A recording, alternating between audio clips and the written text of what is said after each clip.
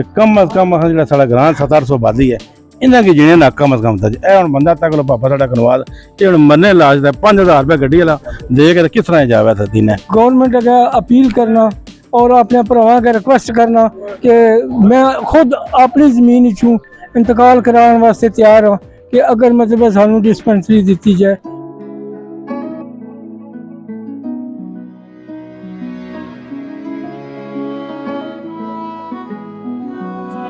अस्सलाम वालेकुम दोस्तों, मैं तुसाना दोस्त शेख अली रज़ा और तुसा तकने पे हमारा फेसबुक और यूट्यूब चैनल। दोस्तों अज अस मौजूद हाँ सुहावे तो कई किलोमीटर दूर एक किरी पोठी ग्रां इत्थे मौजूद है, डमेली वाले पास है और इत्थे 20-30 किलोमीटर ना जो फासला है सुहावे और दीना तो सुहावे और दीना ने दरमियान जड़ा एक देहात है और इत्थे तकरीबन तकिया जाए तो सैकड़ों कार न और इत्थे ये जड़ा सब तो बड़ा अमर है कि इत्थे ना कोई डिस्पेंसरी है ना BHU है और त्रुटियां रोडां और जिले लोग इत्थे कोई बंदा बीमार हो जाए तो उन्हें शहर जाना पाना चेकअप वास्ते तो इन्हें एक हुकूमत अगे भी अपील की है कि इत्थे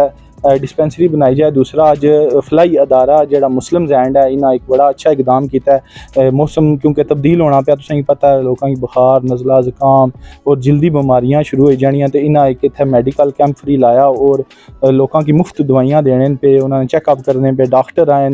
और हमारे नाल इलाके ने लोग भी मौजूद न। इन्हों को पुछने अंकल जी तुसां एक अपना नाम दसो और तुसां दसो कि तुसां इस ग्रां च जेड़ा मेडिकल कैंप लगा तुसां इस हवाले नाल क्या आखना चाहो? असां तकरीबन दीने तो 19 किलोमीटर एक जंगल है, ये जंगल में दो हमारे गांव हैं किकरी और पोठी और वादी आगे पीछे भी काफ़ी वादी है। इसमें हमारे कोई सहूलत नहीं है, टूटी फूटी सड़कें हैं। अगर कोई आदमी बीमार हो जाता है उसको ले जाने के लिए भी बहुत मुश्किल पैदा होती है। फिर ये गरीब लोग हैं, ये किधर जाएं? गाड़ी वाला भी 7-8 हज़ार रुपया ले लेता है, इतनी हमारे पास गुंजाइश नहीं होती है। तो इसलिए आप हमारे पास रहम करें, हमें कोई डिस्पेंसरी वगैरह इधर दें कि हमारा कोई मसला गरीब लोगों का हाल हो। हमारी ये रिक्वेस्ट है आपके आगे। बहुत शुक्रिया जी। दोस्तों साढ़े नाल इस वक्त सोशल वर्कर जड़े न चौधरी गुलाम किबरिया साहब साढ़े नाल मौजूद ने जड़े इस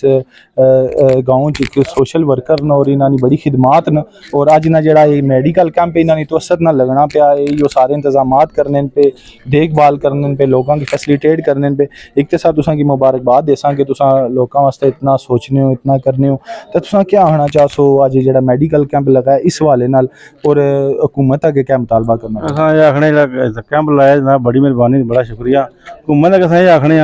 कि कम अज कम जो सा ग्रां 700 आबादी है इन्हें की जीने ना कम अज कम था हम बंदा तक पापा सा कनवाद ये हम मरने लाज 5000 रुपये गड्डी वाला दे के किस तरह जावे था दिन है सब दे इसकी जल्द की बीमारी है ठीक है भाई उन्हें उसने जल्द की बीमारी है बंदे मारे ने नहीं जा सकते दिन जा 5000 रुपये किराया दे गए तो मेहरबानी करके साड़ी रिक्वेस्ट है इतने डिस्पेंसरी जी है ना कम अज कम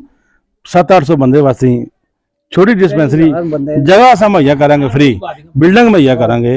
ठीक है जगह अस देंगे कम अज कम हुकूमत करे अगर हुकूमत कोशिश करे या कोई भी अदारा तो लिख के देने वास्ते भी जगह फ्री इंतकाल करांगे ठीक है कोई पैसे ना लैके साड़ी डिस्पेंसरी वास्ते जनाब जगह अस फ्री इंतकाल करांगे 2 कनाल चाहिए कनाल चाहिए 10 कनाल चाहिए कम अज कम उत्थे साड़ी डिस्पेंसरी बना के देगा। बहुत शुक्रिया जी।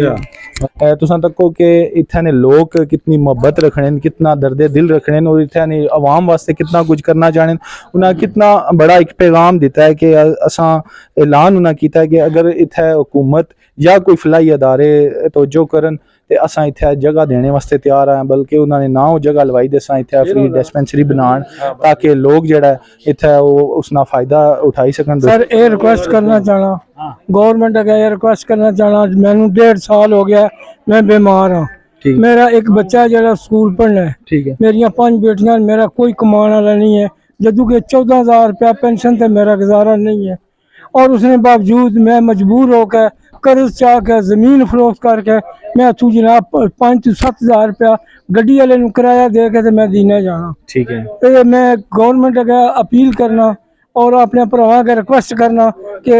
मैं खुद अपनी जमीन चूँ इंतकाल कराने वास्ते तैयार हाँ कि अगर मतलब सानू डिस्पेंसरी दी जाए असी हुकूमत ने भी शुक्रिया अदा कर सा नाल तुहाडा भी शुक्रिया अदा कर सा। बहुत शुक्रिया जी बहुत शुक्रिया। दोस्तों तक कोई ना किस तरह हिम्मत रखी कि बीमार इंसान ਜਿਹੜਾ ਮਜਬੂਰ ਹੈ ਆਪਣੇ ਇਲਾਜ ਕਰਾਉਣੇ ਵਾਸਤੇ, लेकिन ਉਹਨਾਂ भी इस बड़े दिल ਨਾਲ मुजाहरा ਕੀਤਾ। ਉਹਨਾਂ ਆਖਿਆ ਅਸਾਂ मैं अपनी ज़ाती जगह देने वास्ते तैयार हाँ। तो उम्मीद है कोई ना कोई दोस्त बाब अफीसर कोई ना कोई ज़रूर है प्रोग्राम तकने उस दोस्तों। उम्मीद है तुसां कि प्रोग्राम पसंद आया उसी इसकी ज़्यादा तो ज़्यादा शेयर करो ताकि हुकाम तक साड़ी आवाज़ पहुँची सके और इत्थै इन्हां मसला हल हो सके। बड़ा एक अज मौजूदा दौर च बहुत अहम ज़रूरत है। तुसें पता तलीम और सेहत जी है ना ये इंसान की बुनियादी ज़रूरत है और इत्थै बिल्कुल तकरीबन 800-900 ने करीब घर और तकरीबन इतने घर होने के बावजूद अगर इत्थै हॉस्पिटल ना हो कोई डिस्पेंसरी ना हो BHU ना हो तो सोचो ये लोग किस तरह गुजारा करने उस नहीं ना कि एक मरीज़ इत्थों खड़ने वास्ते ना कि 5 तो 6 हज़ार रुपया जो किराया लई जाना। तो अज इस नाल असां इस प्रोग्राम का अख्ताम करसां ते इंशाल्लाह किसी नवे प्रोग्राम नाल हाज़िर होसां। अस्सलाम वालेकुम।